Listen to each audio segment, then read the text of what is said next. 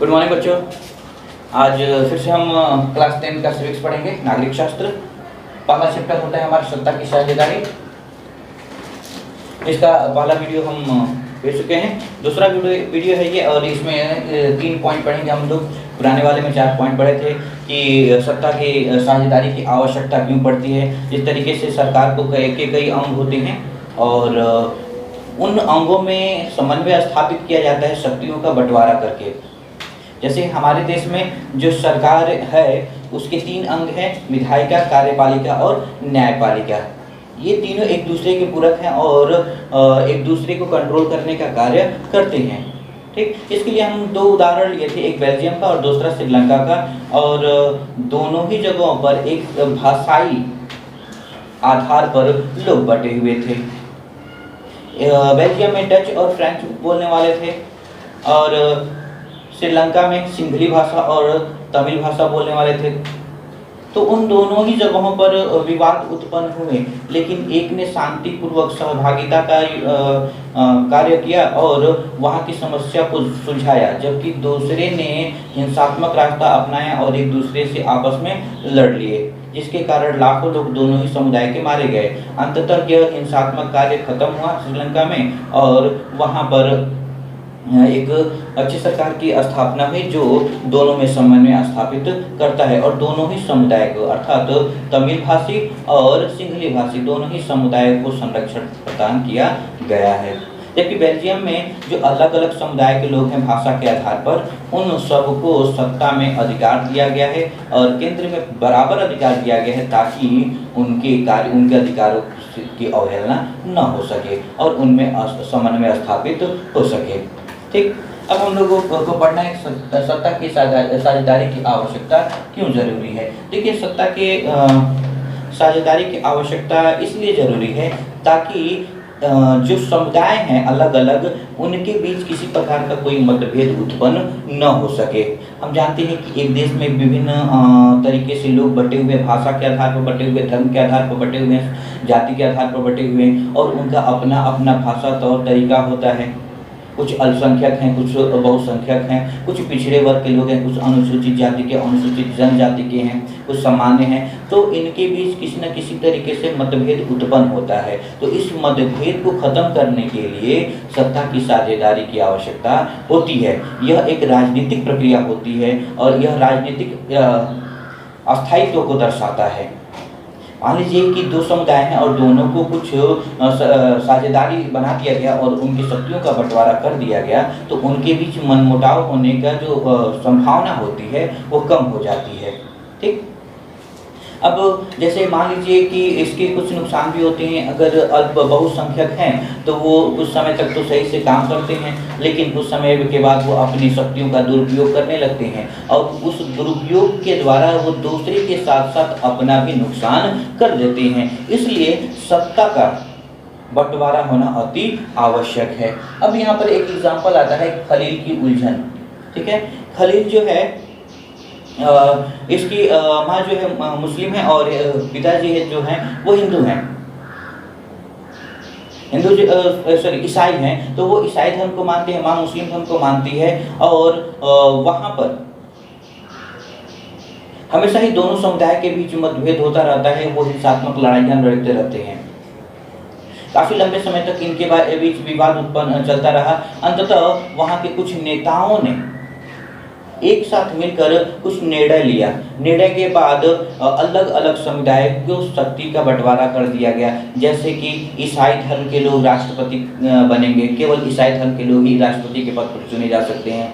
प्रधानमंत्री के पद पर केवल मुस्लिम समुदाय के लोग ही चुने जा सकते हैं। अन्य पदों को भी अलग अलग समुदाय के लोग ही चुने जा सकते हैं, किसी और समुदाय के लोग नहीं चुने जा सकते। खलील की उलझन ये है कि आखिर ऐसा क्यों है। इसके बारे में जो वो अपने माता पिता से बात करता है, अपने आसपास पड़ोस के लोगों से, बुजुर्गों से बात करता है कि आखिर ऐसा क्यों है। क्यों एक ही समुदाय का व्यक्ति राष्ट्रपति बनेगा या प्रधानमंत्री बनेगा या फिर किसी भी पद पर रहेगा, किसी दूसरे समुदाय के लोग क्यों नहीं बन सकते। क्या यहाँ पर इसे हटा करके ऐसा नहीं हो सकता कि जो योग्य व्यक्ति होगा चुनाव लड़ने का अधिकार सबको दिया जाए और जो व्यक्ति योग्य होगा वही चुना जाएगा उस पद के लिए। तो उसके बुजुर्ग बताते हैं कि तुम उस समय नहीं थे जब ये यहाँ पर हिंसात्मक लड़ाइयाँ लड़ी जाती थीं, लेकिन यह जो निर्णय लिया गया है, नियम बनाए गए हैं, इसी नियम के कारण यहाँ पर काफ़ी लंबे समय से शांति स्थापित है, इसलिए इस व्यवस्था का होना जरूरी है। तो सवाल ये है कि अगर आप वहाँ पर रहते तो आप क्या करते? प्रश्न ये है कि अगर ऐसी स्थिति आपके सामने आती है कि अलग अलग समुदाय के लोगों को अलग अलग पदों पर चुना जाता है, किसी और समुदाय के लोगों को उस पद पर चुना नहीं जा सकता, तब आप वहां पर कैसी व्यवस्था करेंगे? अगला हमारा तीसरा पॉइंट आता है सत्ता की साझेदारी के रूप। ठीक है, सत्ता के जो साझेदारी के रूप होते हैं वो अलग अलग होते हैं। ठीक है, सबसे पहले अगर हम लोग देखें हमारे देश में, तो हमारे देश में सरकार को, ठीक है, सरकार को 3 अंगों में बांटा गया, 3 भागों में बांटा गया है, विधायिका, कार्यपालिका और न्यायपालिका।